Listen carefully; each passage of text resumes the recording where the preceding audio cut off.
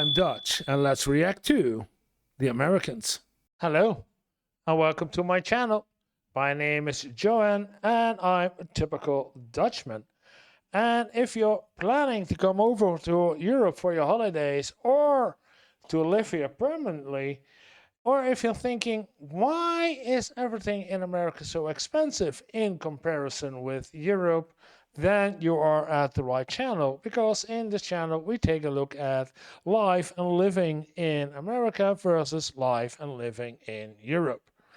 And for today we're going to take a look at how Gen Alpha is causing teachers to quit in huge numbers from Informed Insights. So we're going to start with a subscribe and a like, because yesterday in the live stream we talked about it because I saw a video about a teacher who quit live in the classroom and was going viral, etc. So I'm wondering what's going on, and then we saw that there are kids who could not even read, could not even know the correct order of the alphabet, but they don't even know the symbols that are in the alphabet, being A, B, C, etc. So I'm looking at this video because in the follow-up of yesterday, and now we're going to take a look at how Gen Alpha is causing teachers to quit in huge numbers. And being a teacher myself for over 20 years, I'm wondering what is the reason that they quit. So let's take a look at this. Well, you've probably heard by now, but many teachers across the country and the world are quitting. Gen Alpha is... Yeah, and the world. Now, not of Gen Alpha. Making teachers quit in droves. Many teachers have come forward on social media like TikTok or Instagram, and they've discussed just how horrible the teaching conditions are. In this video, I want to talk about this. I want to have a good conversation on why this is. There's many factors in play here, and there's a lot of personal anecdotes that I'm going to put in here and some research backing all these teachers' claims. Quite frankly, it's a mess out there. And education right now is just all over the place. There's a lot of uncertainty, and it's something that we need to take note of. We need to discuss this, and it should be a larger discussion across the country. Yeah, I've seen also, and that's strange, that teachers, and that's one of the earlier videos a couple of months ago, that teachers has to bring in their own material to use in the classes. That's when I saw that one. What? It's like cops bringing in their own bullets. No. Let me start by saying that there's a lot of teachers in my family, and they've told me firsthand just how difficult teaching has become over the past few years. It seems after the COVID and pandemic era, things just shifted. There was a huge shift, and these kids, these Gen Alpha students, just don't know how to act. And a lot of TikTok agrees with this notion. They don't know how to act. Resigning after 24 years of teaching. Wow. Why? 24 years of being a teacher. Today, She really looks like a teacher. I'm sorry. Today I officially resigned. I am here making this video, and I'm speaking to you, the parents. Parents, you need to get off the backs of your teachers. I am leaving this profession because the societal expectations of teachers are out of control. Parents, you are part of that society.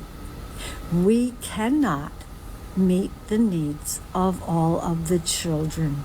Well, imagine trying to meet the needs of 34.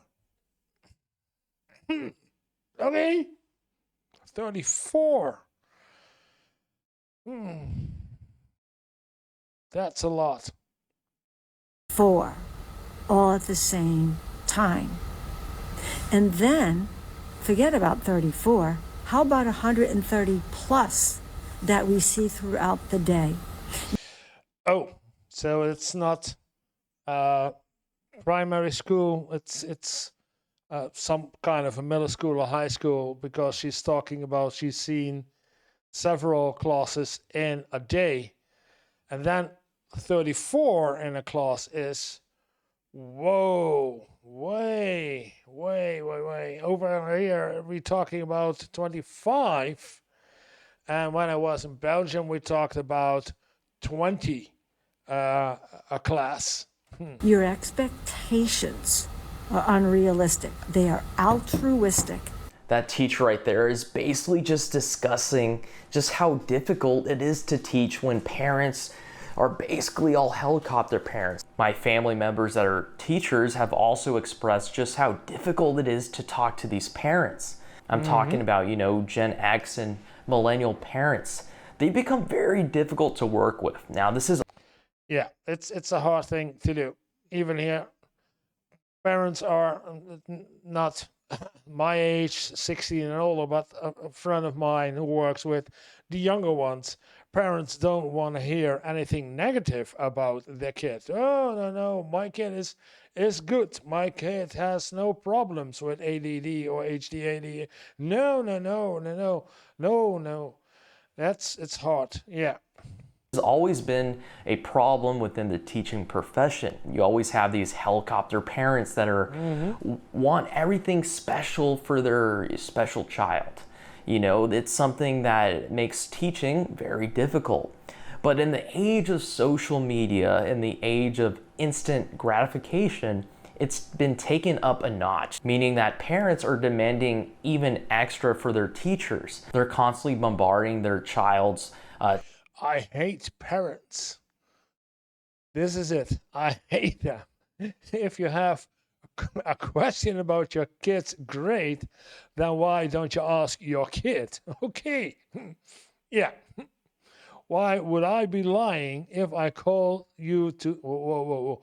Why would I be lying if I called you to tell your kid your kid is violent and a little worried about it?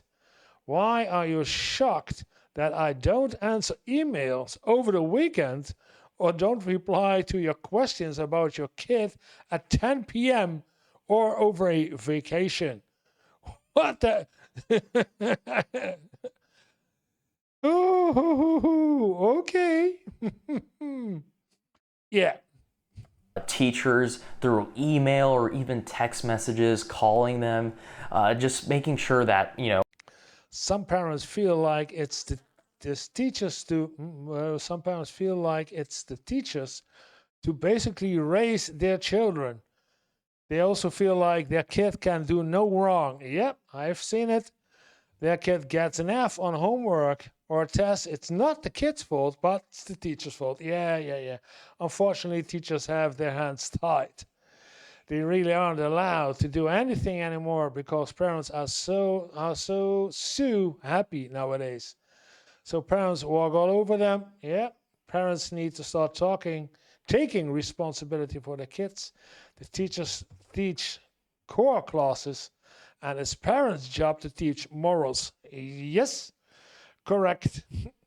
The teacher teaches anything that they need about math or reading or writing or speaking, but it's a parent job to do the social aspect, behavior, walking and talking, and yeah. Oh, then they want teachers to raise their kids. Yeah. When they get home, they let electronics and video games raise their kids. Yeah. Oh, he's home. Oh, let's play a game. And then he's quiet. Watch telly. That's it, yeah.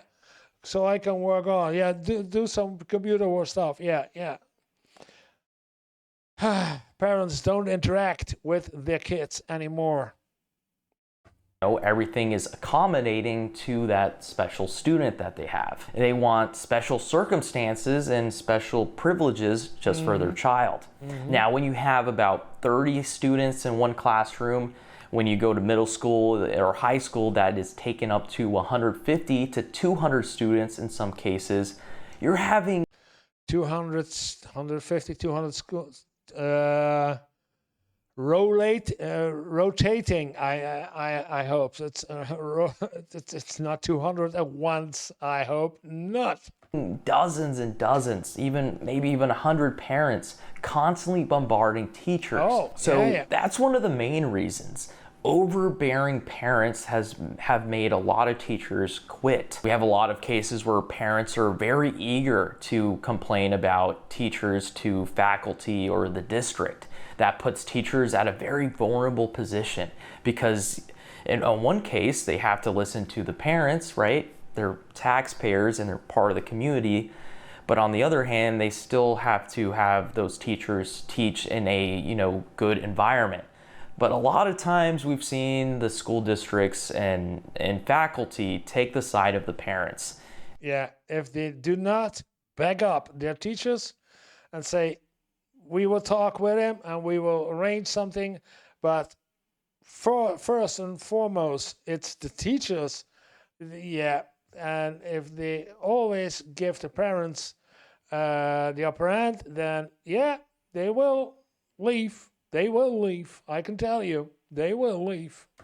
And a lot of teachers have just said, enough is enough. We're not going to stand for that, so we're quitting. If we take a look at over three-quarters of states still facing shortages, of teachers, of course. 2022, 2023. And it has a lot to do with payment. It's not enough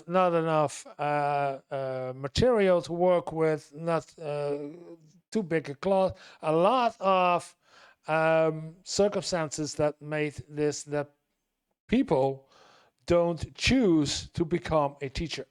And then apps, we can see that teacher vacancy rates have just skyrocketed across the country in pretty much every state. Some states are worse than others, and that's made a very drastic and bad situation for school districts because they don't have teachers to fill those positions. Many teachers have gone on and left. We have a lot of first-time teachers, more TikTok videos here. McDonald's doesn't just hire anybody. This one of the reasons I quit. Disrespectful students. Okay.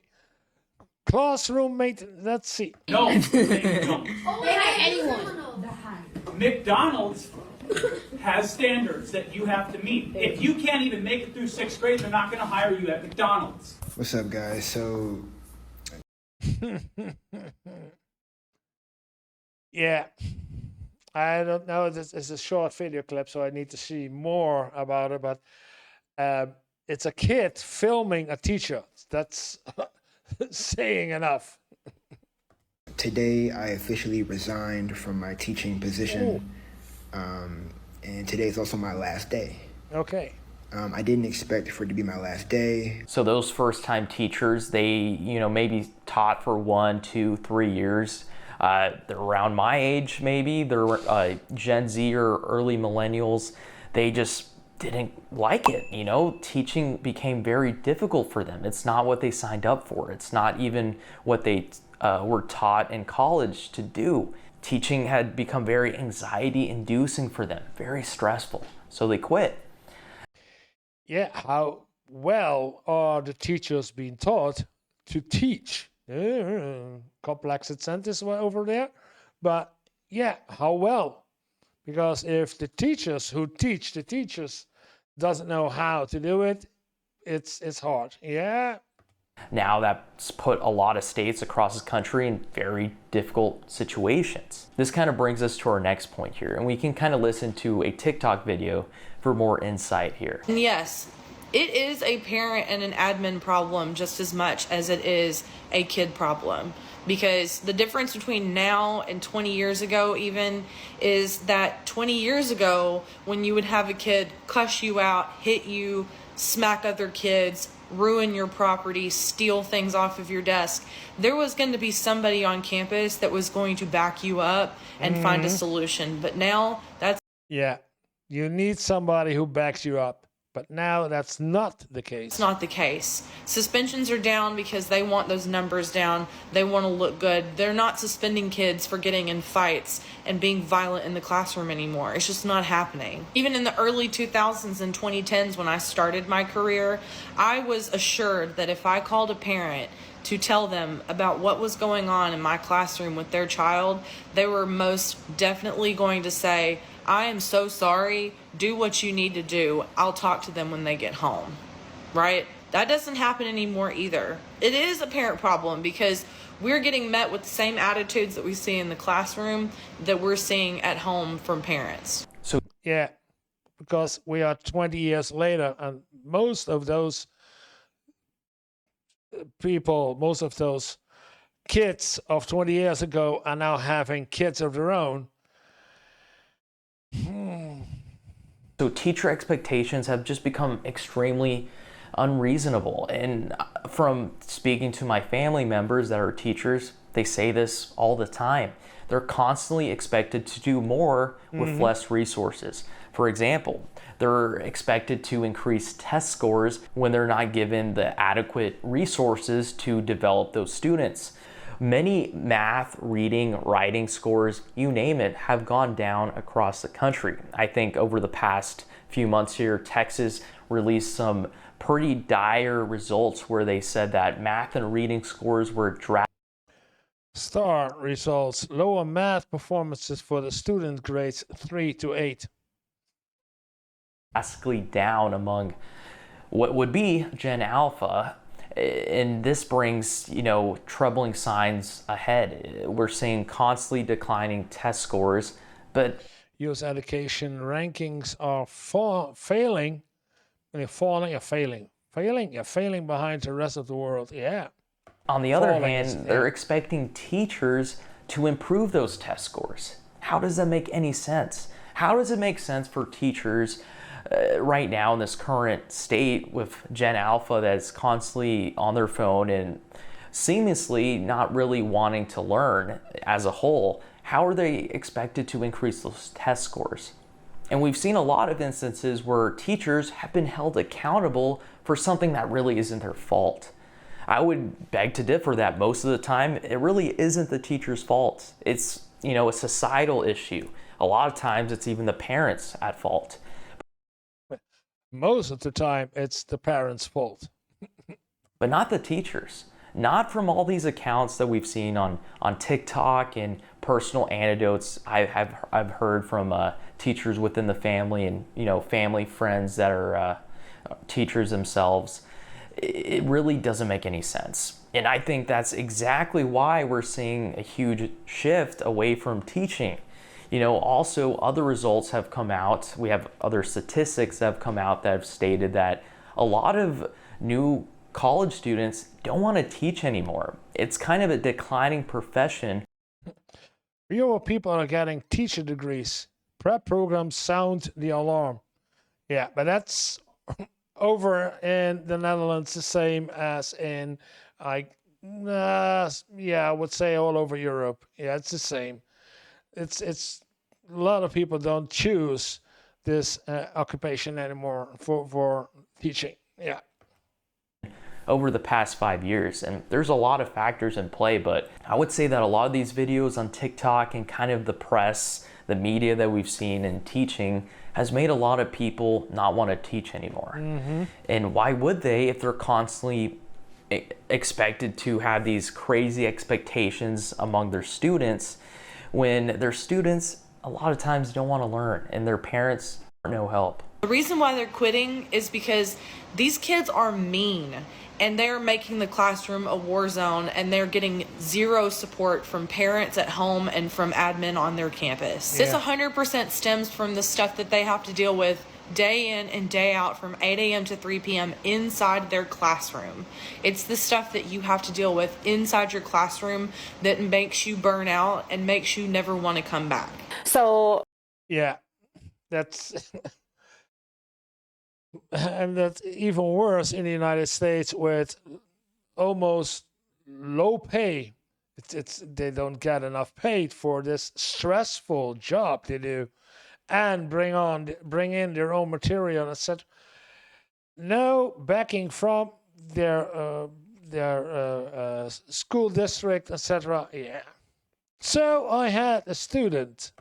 I had a student who was, really dysregulated and really struggling and was, being very violent to themselves and other kids.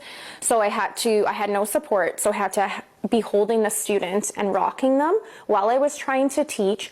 While my other students who are intensive needs are maybe throwing desks or rolling around on the ground or arguing with other kids who are struggling to focus and sit still. And I'm trying to teach while I'm rocking and holding a kid back from hurting themselves or other kids.